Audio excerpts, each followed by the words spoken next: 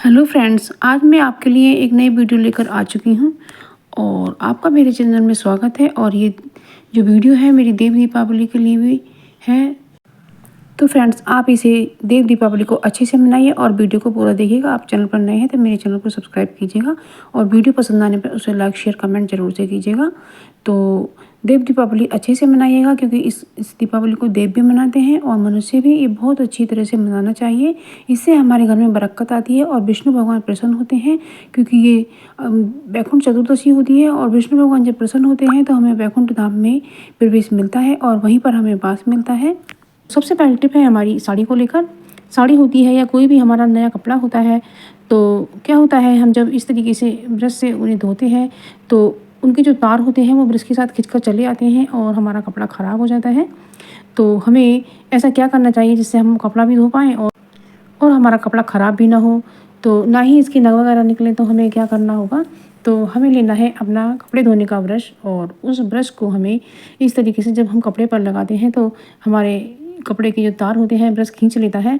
तो इसके नुकीलेपन को कम करने के लिए हमें करना है एक छोटा सा उपाय। तो फ्रेंड्स, जब हम रात को खाना बनाते हैं तो तवा हमारा कुछ गर्म रह जाता है, तो उस पर हमें कपड़े धोने का जो ब्रश है उसे हल्का सा इस पर घुमा देना है। तो इस तरीके से जो इसकी गर्माहट है उससे ही हमारे ब्रश के जो दांते हैं, तार है, वो थोड़े से नुकीलापन इनका कम हो जाएगा। तो इससे हमारे जो कपड़े हैं कीमती, उनकी जो तार हैं उन्हें ये बिल्कुल भी खींच नहीं पाएगा और हमारे कपड़े भी सुरक्षित रहेंगे और तो हम उसे धो भी पाएंगे। और अब दूसरी ट्रिक आती है हमारी। तो हमें लेना है एक दिया। तो दिया हमें घर में से भी ले लेना है, कोई ये नहीं है कि नया ही चाहिए। तो इस तरह से हमें दिया लेने के बाद में तो हमें लेना है एक ग्रीन टी का बेकार पड़ा हुआ पाउच जो एक्सपायर हो चुका है, या आप कॉफ़ी पाउडर भी ले सकते हैं। तो बस हमने ये पाउच निकाल लिया है और इसके अंदर जो ग्रीन टी है वो हम निकाल लेते हैं इस दिए में। तो हमने ये दिए में निकाल कर तैयार कर लिया है। तो फ्रेंड्स, आप मेरे चैनल पर नए हैं तो मेरे चैनल को सब्सक्राइब कीजिएगा और वीडियो पसंद आने पर उसे लाइक शेयर कमेंट कीजिएगा। तो हमने लिए एक मच्छर मारने की अगरबत्ती और अगरबत्ती हमें तोड़कर इसमें डाल लेनी है। तो फ्रेंड्स, क्या होता है, जब हम बाज़ार की कॉयल अगरबत्ती वगैरह यूज़ करते हैं तो वो हमें हानिकारक हो जाती है और हमें सांस लेने में तकलीफ़ होने लगती है।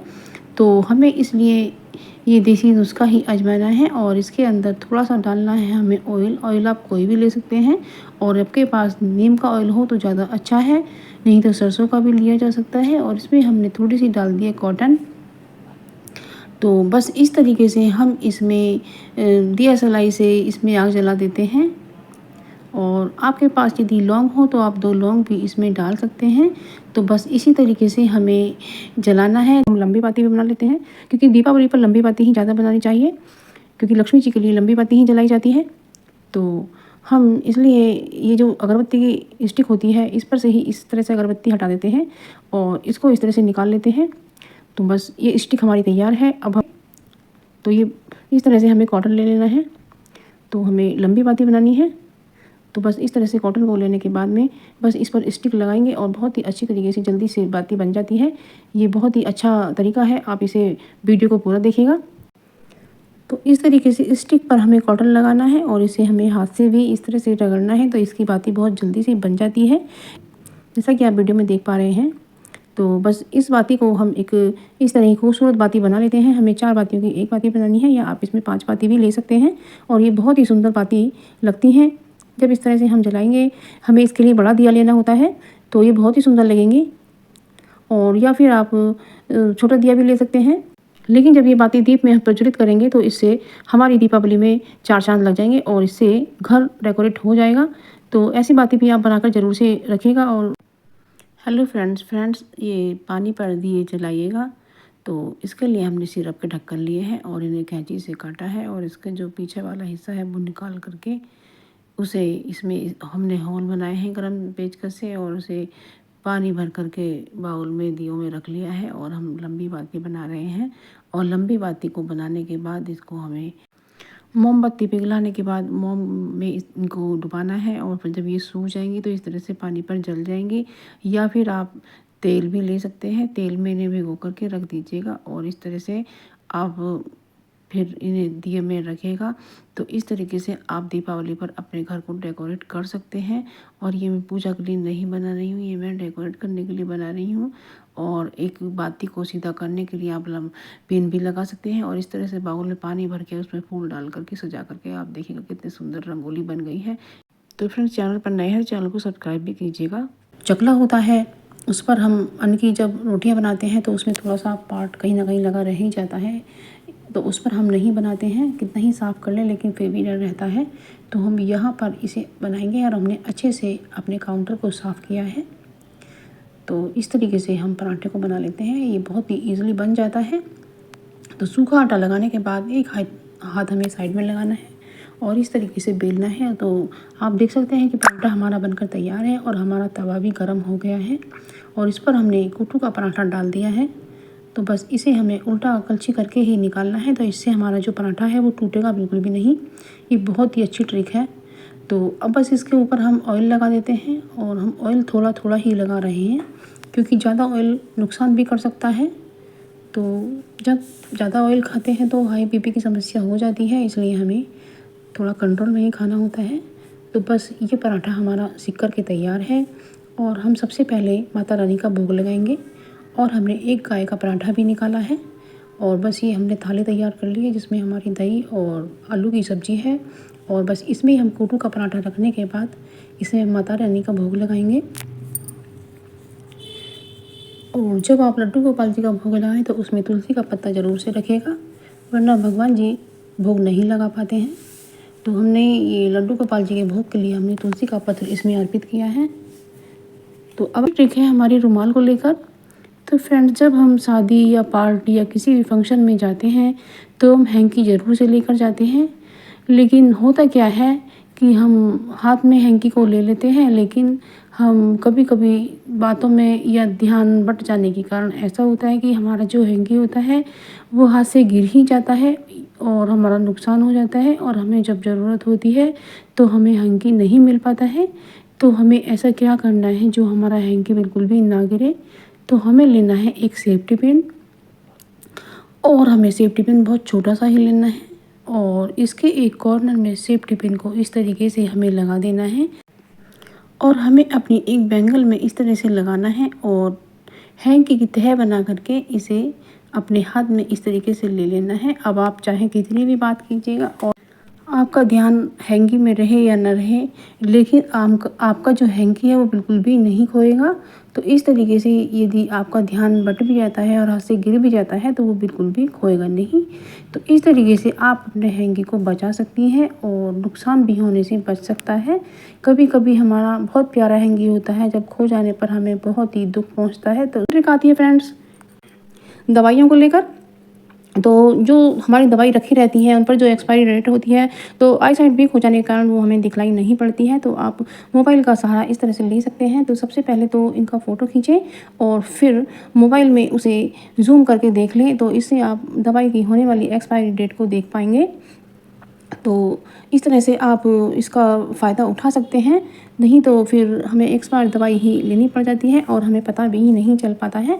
तो इस तरह से आप देख सकते हैं। तो कितनी यूज़फुल सी ट्रिक है, आप इसे ज़रूर से फॉलो करिएगा। अगली ट्रिक आती है फ्रेंड्स स्विच बोर्ड को लेकर। क्या होता है, कुछ स्विच ख़राब पड़े रहते हैं और उनके पॉइंट भी बंद होते हैं, लेकिन हम जब कोई चीज़ चलाते हैं हमें ध्यान नहीं रहता है, तो हम सभी स्विच दबाते रहते हैं। तो इस चक्कर में हमें समय भी ज़्यादा खर्च हो जाता है। तो जो स्विच आपके ख़राब पड़े हुए हैं या उन पर कोई चीज़ नहीं है, पॉइंट बंद पड़े हैं, तो उन पर आप इस तरह से नेल पॉलिश लगा दीजिएगा।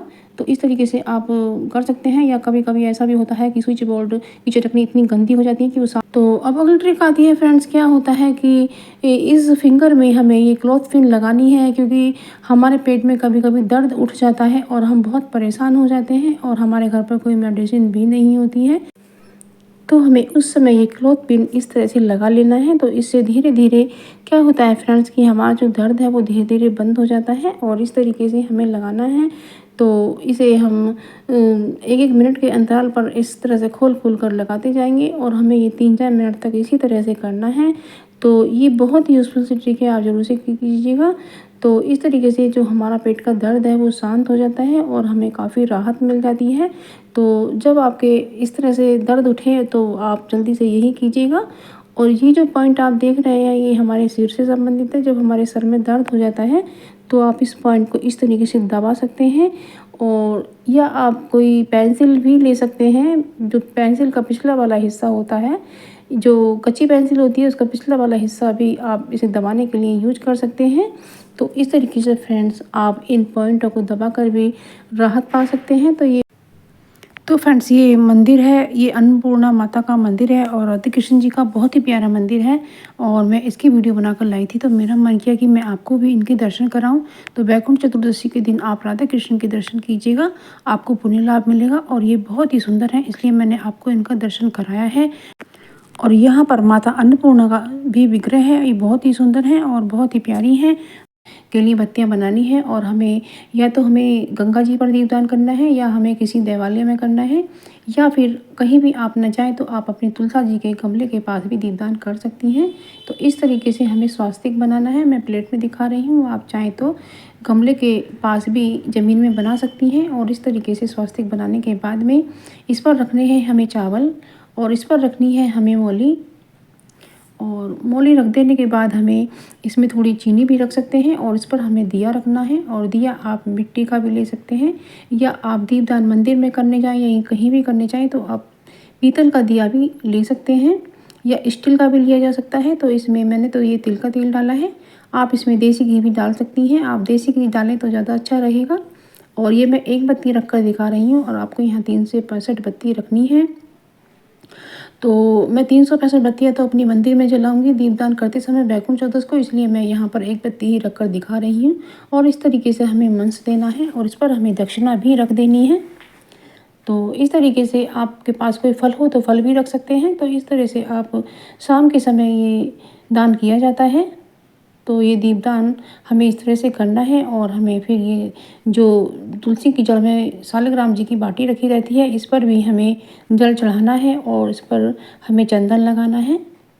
तो इस तरह से तुलसी की जल में विष्णु का पूजन बताया गया है, जो हमें बहुत ही पुण्य लाभ दिलाता है। और इस पर हमें तुलसी जी का पत्ता भी चढ़ाना है, लेकिन हमें शालिग्राम जी पे कभी भी चावल नहीं चढ़ाने चाहिए, इन पर हमें तिल चढ़ाने चाहिए। तो देख सकते हैं आप, ये इस तरीके से दीपदान होता है।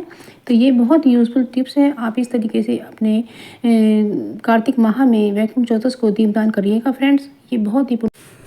तो फ्रेंड्स ये मेरी तुलसी माता हैं, आप देख सकते हैं।